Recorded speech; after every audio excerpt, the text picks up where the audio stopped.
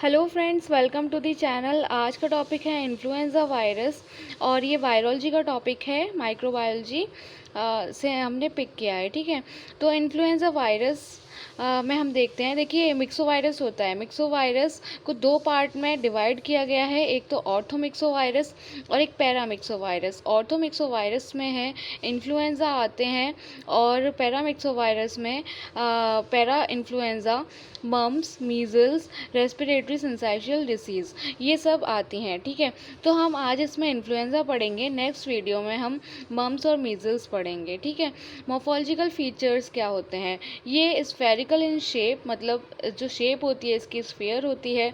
Pleomorphic होते हैं, मतलब ये अपनी शेप चेंज कर सकते हैं। और फिलामेंटस फॉर्म में भी ये देखे गए हैं। इसका स्ट्रक्चर देख लेते हैं। न्यूक्लियोकैप्सिड होता है। न्यूक्लियोकैप्सिड हेलिकल सिमेट्री के मतलब जो हेलिकल सिमेट्री होती है उसकी, और consist of 8 segmented RNA. RNA जो होते हैं वो 8 सेगमेंटेड होते हैं और आरएनए डिपेंडेंट आरएनए पॉलीमरेज होता है उसमें। ठीक है, लाइपोप्रोटीन जो होती है, nucleocapsid is surrounded by protein layer. जो न्यूक्लियोकैप्सिड होता है वो प्रोटीन लेयर से सराउंडेड होता है और protein layer is surrounded by lipid bilayer envelope. तो मतलब क्या होगा कि न्यूक्लियोकैप्सिड अंदर होगा, उसके ऊपर फिर हमारी प्रोटीन की लेयर होगी, फिर उसके ऊपर हमारी लिपिड की लेयर होगी जो कि एनवेलप बनाएगा। उसमें 2 स्पाइक्स होते हैं। स्पाइक्स मतलब जो हम ये जैसे अगर हमने स्फेरिकल शेप में ले लिया वायरस, ठीक है, तो ये स्पाइक्स जो ऊपर होते हैं, जैसे कोरोना में भी हम देखेंगे, जिसकी वजह से वो कांटेक्ट में हेल्प करते हैं। ठीक है, होस्ट से के कांटेक्ट में आने में वो हेल्प करते हैं। तो 2 स्पाइक्स होंगे, हीमोग्लूटिनिन और न्यूरामिनिडेज। तो हीमोग्लूटिनिन स्पाइक्स, या फिर हम उसको बोलेंगे पेप्लोमर। ठीक है, स्पाइक्स या पेप्लोमर हम कुछ भी बोल सकते हैं। तो हीमोग्लूटिनिन जिसको हम एच से डिनोट करेंगे, जो कि टेपरिंग होते हैं, मतलब और ट्राइंगुलर इन क्रॉस सेक्शन। अगर हम उसको कट करेंगे तो वो ट्राइंगुलर होते हैं। न्यूरामिनिडेज एन से डिनोट करेंगे और जो कि मशरूम शेप के होते हैं। रेजिस्टिविटी और सेंसिटिविटी देख लेते हैं। इन्फ्लुएंजा वायरस जो हैं वो इनएक्टिवेट हो जाते हैं हीट के कांटेक्ट में आने से, और remain viable on fomites for 2 weeks. और ये फॉर्माइट्स के कांटेक्ट में आएंगे तो मतलब ये नहीं इनएक्टिवेट होते, ये डिग्रेड नहीं होते, मरते नहीं हैं। ठीक है, 2 वीक्स तक नहीं मरते फॉर्माइट्स के कांटेक्ट में आने से। Susceptible to many disinfectant like formaldehyde, phenol और आयोडीन। आयोडीन के कांटेक्ट, मतलब आयोडीन और फॉर्मल्डिहाइड वगैरह के कांटेक्ट में आने से ये लोग नहीं मरते। ठीक है, मतलब इन्फ्लुएंजा वायरस नहीं मरते, अनरेजिस्टेंट होते हैं उसके। ठीक है, एंटीजेनिक स्ट्रक्चर, या फिर हम देखें एंटीजेंस। एंटीजेनिक स्ट्रक्चर देख लेते हैं। राइबो न्यूक्लियोप्रोटीन एंटीजन होता है उसमें, और हीमोग्लोटिनिन एंटीजन होता है, और न्यूरामिनिडेज एंटीजन होता है। तो राइबो न्यूक्लियोप्रोटीन को हम बोलेंगे आरएनपी। और इसमें ये क्या है, टाइप स्पेसिफिक एंटीजन, मतलब ये है कि, है ना, ये किसी ये मतलब इस वायरस में मिलेगा ही। ठीक है, based on it influenza virus, इसमें 3 टाइप के होते हैं। ठीक है, ABC। इन्फ्लुएंजा वायरस को हमने इसमें 3 टाइप में कैटेगराइज किया है। और ये जो RNP एंटीजन है ये स्टेबल होता है, और ये variation, it do not undergo variation, ये इसकी कोई वेरिएशन नहीं होगी, स्टेबल होता है। ठीक है, मतलब इसका ना कोई म्यूटेशन होगा, इसके टाइप्स नहीं मिलेंगे हमको। It is demonstrated by complement fixation test और इम्यूनोप्रेसिपिटेशन टेस्ट। हीमोग्लोटिनिन देख लेते हैं। ग्लाइकोप्रोटीन का बना हुआ होता है, स्ट्रेन स्पेसिफिक होता है, अंडरगो वेरिएशन, ये वेरिएशन में नहीं जाता, ये वेरिएशन में चला जाता है। इसके कई टाइप के वेरिएंट मिलेंगे, और एंटीबॉडीज़ जो इसके अगेंस्ट बनेंगी वो प्रोटेक्टिव होंगी। ठीक है, और रेस्पॉन्सिबल फॉर हीमोग्लोटिनेशन और हीम एड्जॉर्प्शन। 15 टाइप के होते हैं ये, H1 से लेके H15 तक। न्यूरामिनिडेज, H से हम इसको डिनोट करते हैं। ये भी ग्लाइकोप्रोटीन के बने होते हैं, ये सेल रिसेप्टर को डिस्ट्रॉय करते हैं। ब्रिंग आउट इल्यूजन, ये एक प्रोसेस होता है जो कि यहाँ इम्पॉर्टेंट नहीं है, बस हमें इतना याद रखना है कि इल्यूजन क्या होता है। ठीक है, स्ट्रेन स्पेसिफिक होता है, ये भी स्ट्रेन स्पेसिफिक होता है। Antibody to it form after infection, मतलब इन्फेक्शन के बाद ही इसकी एंटीबॉडी बनेंगी इसके अगेंस्ट। ठीक है, antibodies are not affected in protection. जो इसकी एंटीबॉडीज़ बनेंगी वो प्रोटेक्शन नहीं कर सकती हैं, मतलब उसको प्रोटेक्ट नहीं करेंगी। बस ये कि एंटीबॉडी बनेंगी, बाकी उसके बाद भी इन्फेक्शन हो सकता है, उसके चांसेस नहीं है, ठीक है। 9 टाइप के होते हैं, N1 to N9। ये H1 to H15 होते हैं, N1 to N9 होते हैं। इनके बेसिस पे हम इसके जो वेरिएंट होते हैं उनको क्लासिफाई करते हैं। अब देखिए एंटीजन सबटाइप्स, हमने मतलब हम एक एग्जांपल लेंगे कि इसका नॉमेनक्लेचर कैसे किया जाता है, ठीक है। एंटीजन सबटाइप्स, अब इसमें 3 जेनराज होते हैं जो कि हमने अभी देखे थे, A, B और C, ठीक है। सबटाइप्स अगर हम देखें तो हमें पता है कि हीमोग्लूटिनिन है और एक न्यूरामिनिडेज है, ठीक है। इन्फ्लुएंजा A का अगर हम नॉमेनक्लेचर करें तो देखिए 15H सबटाइप होते हैं, हमें पता है कि H1 to H15 होते हैं जो हीमोग्लूटिनिन है, हमने भी देखा था। 9H सबटाइप होते हैं, मतलब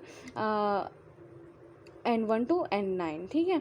तो क्या है, ये किसको इन्फेक्ट करता है मोस्टली, ये एनिमल और बर्ड्स को इन्फेक्ट करता है, लेकिन है ना, लेकिन जेनेटिक चेंजेस की वजह से, म्यूटेशन की वजह से, वेरिएशन की वजह से ये ह्यूमन को भी इन्फेक्ट करते हैं, ठीक है। ह्यूमन में क्या है कि है ना, देखिए 15 सब टाइप्स में से इसमें 4th सब टाइप मिलेगा, और है ना 9N में से इसमें 2Na मिलेंगे। मतलब क्या है कि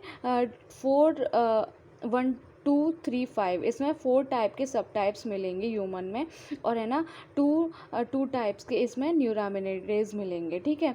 तो 1 और 2 हीमोग्लूटिनिन इसमें 4 दिखते हैं, और है ना ह्यूमन में, और न्यूरामिनिडेज इसमें 2 दिखते हैं। और 4 कौन कौन से होते हैं, वो भी 1 2 3 एंड 5, 15 में से 1 2 3 एंड 5 हमको मिलते हैं, ठीक है। तो इसके बेसिस पे इसको मतलब नाम दिया गया है H1N1 influenza, also known as swine flu.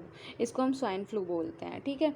Antigenic variation, antigenic variability is highest in type A, सबसे ज़्यादा टाइप ए में देखी गई है, और सबसे कम टाइप बी में, और है ना टाइप सी में तो देखी ही नहीं गई है ना। RNP एंटीजन इज स्टेबल, जो RNP एंटीजन है वो स्टेबल होता है, लेकिन ये जो H और N है, हीमोग्लूटिनिन और न्यूरामिनिडेज, वो है ना एंटीजेनिक वेरिएशन में जाते रहते हैं। वेरिएशन 2 टाइप के होते हैं, ये डिफरेंस बहुत इंपॉर्टेंट है, ये हमें करना है, ठीक है। एंटीजेनिक ड्रिफ्ट और एंटीजेनिक शिफ्ट। एंटीजेनिक ड्रिफ्ट कि हम पहले एक बार देख लेंगे और फिर हम शिफ्ट के एक बार देख लेंगे, ठीक है। एंटीजेनिक ड्रिफ्ट जो होती है वो ग्रेजुअल होती है, कंटिन्यूअस और सीक्वेंशियल वेरिएशन। शिफ्ट में अगर हम देखें तो एब्रप्ट, डिसकंटिन्यूअस, इरेगुलर और ड्रास्टिक वेरिएशन इसमें देखने को मिलता है। ड्रिफ्ट में अगर हम देखें सेकंड पॉइंट, ये अकर फ्रिक्वेंटली, और ये इतनी फ्रिक्वेंटली अकर नहीं होती है, ठीक है। एंटीजेनिक ड्रिफ्ट में थर्ड पॉइंट देखें तो माइनर एंटीजन चेंजेस हमें इसमें देखने को मिलते हैं, और एंटीजेनिक शिफ्ट में मेजर एंटीजन चेंज देखने को मिलते हैं। एंटीजेनिक ड्रिफ्ट में अगर हम देखें तो म्यूटेशन और सिलेक्शन इसमें दिखता है, और इसमें रीअसॉर्टमेंट ऑफ जीन। शिफ्ट में हमें दिखेगा रीअसॉर्टमेंट ऑफ जीन, ठीक है। ड्रिफ्ट में अगर हम 5th पॉइंट देखें तो it leads to the new strain with same subtype, ये न्यू स्ट्रेन बना लेगा, ठीक है, लेकिन इसमें 2 डिफरेंट स्ट्रेन्स होंगे जो कि है ना एक नोवल स्ट्रेन बनाएंगे, ठीक है। कंबाइंड 2 डिफरेंट स्ट्रेन कंबाइन हो जाएंगे और वो बनाएंगे एक novel strain. Occur in both influenza A and B, ये ड्रिफ्ट जो है वो A और B में दोनों में मिलता है, लेकिन जो शिफ्ट एंटीजेनिक शिफ्ट है वो वाला मैकेनिज्म केवल इन्फ्लुएंजा A में मिलेगा। और एंटीजेनिक ड्रिफ्ट जो है वो सीजनल एपिडेमिक कॉज करता है, और एंटीजेनिक शिफ्ट जो है वो मेजर एपिडेमिक और पेंडेमिक कॉज करता है। तो मेन है हमारा इन्फ्लुएंजा, मतलब इन्फ्लुएंजा A में जो दिखता है और मेजर एपिडेमिक कॉज करता है वो क्या करता है, एंटीजेनिक शिफ्ट। तो ये थे इसके डिफरेंस, ये हमें याद करने हैं। अगर ना समझ में आए तो आप एक बार कमेंट कर देना, ठीक है, हम इसको दोबारा से समझा देंगे।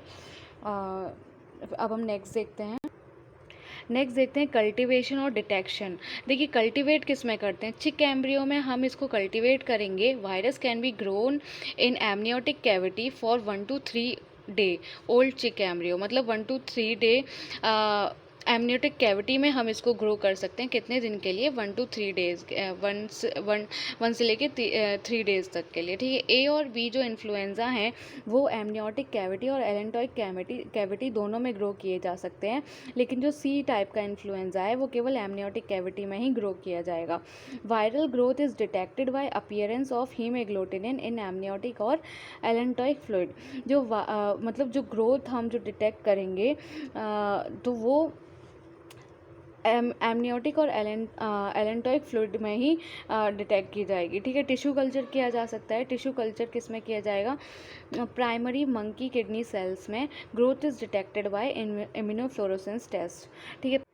पैथोजेनेसिस देख लेते हैं। जो वायरस है वो एंटर करता है रेस्पिरेटरी ट्रैक्ट में, और जो न्यूरामिनेडेज होता है वायरस का वो क्या करता है कि इन्फेक्शन आगे बढ़ाएगा, ठीक है, मतलब और इन्फेक्ट करेगा by hydrolysis the mucus in RTI. मतलब रेस्पिरेटरी ट्रैक्ट इन्फेक्शन में म्यूकस की हाइड्रोलिसिस करेगा, और क्या करेगा, जो सेल रिसेप्टर है, expose the cell receptor for viral adsorption.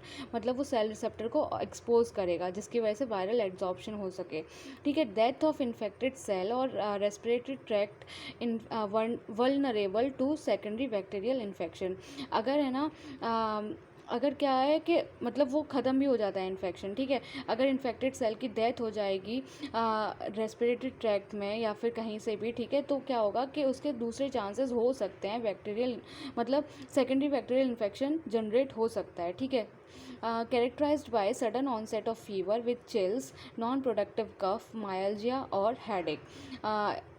Infection के बाद अगर मतलब वो इन्फेक्ट करता है तो उसके बाद हमें क्या क्या फीचर्स मिलेंगे, clinical features, fever with chills, non productive cough, myalgia और हेडेक। कॉम्प्लिकेशंस देख लेते हैं। तो कॉम्प्लिकेशंस में क्रूप होगा, न्यूमोनिया में COPD, chronic bronchitis, middle ear infection, secondary bacterial infection, Reye's syndrome में क्या होता है, fatty degeneration of liver, myocarditis देखने को मिल सकती है, इंसेफेलाइटिस, फ्लू लाइक सिंड्रोम जिसमें chills, headache, dry cough, fever, myalgia, anorexia, ये सब हम देख सकते हैं उसमें, ठीक है। लैब डायग्नोसिस देखें तो स्पेसिमन जो है, स्पेसिमन कलेक्शन होगा, नेज़ोफेरेंजियल सीक्रेशन का सैंपल हम ले सकते हैं, नेज़ल स्वैब ले सकते हैं, थ्रोट गार्गल का भी सैंपल ले सकते हैं, ठीक है।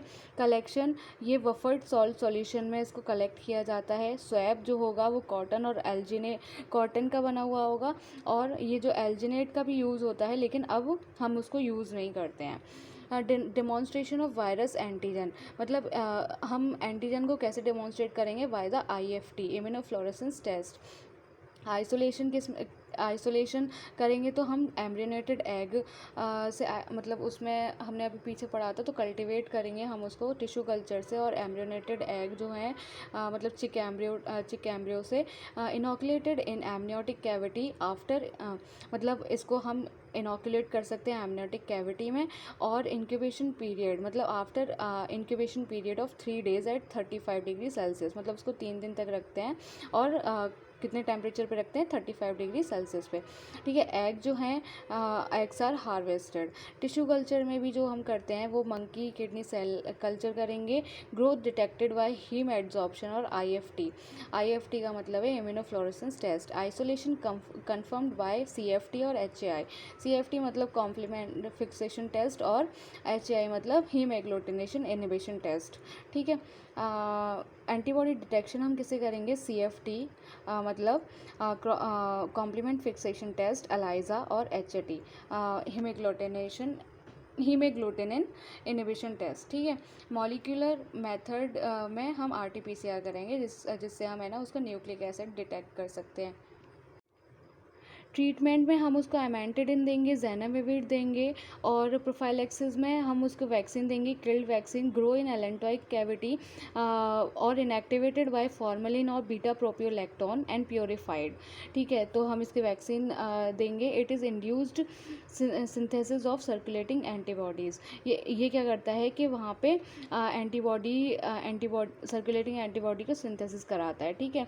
सब यूनिट वैक्सीन्स कंटेन हीमोग्लोटिनिन और neuraminidase. Recombinant vaccines, live attenuated vaccines. Live attenuated vaccines में क्या है, vaccine strain grows at low temperature of nasopharyngeal mucosa at 32 to 34 degree Celsius. मतलब जो स्ट्रेन्स हैं वो है ना लो टेम्परेचर में ग्रो करते हैं, कहाँ पे, नेजोफेरेंजियल म्यूकोसा में 32 to 34 डिग्री सेल्सियस में। एडमिनिस्ट्रेड बाय एरोजोल और इंट्रानेजली, मतलब उसको ड्रॉपलेट्स के थ्रू या फिर है ना इंट्रानेजली भी हम उसको एडमिनिस्टर कर सकते हैं, दे सकते हैं। स्टिमुलेट लोकल आईजीए प्रोडक्शन, ये क्या करता है, आईजीए प्रोडक्शन करता है। तो ये है हमारा इन्फ्लुएंज़ा वायरस। इसके बाद हम स्वाइन फ्लू भी करेंगे, जो कि इसका छोटा सा ही एक वीडियो हो जाएगी, मतलब ज़्यादा बड़ी नहीं है और छोटा सा ही टॉपिक है। तो ये इन्फ्लुएंज़ा वायरस में ही इंक्लूडेड है, ठीक है।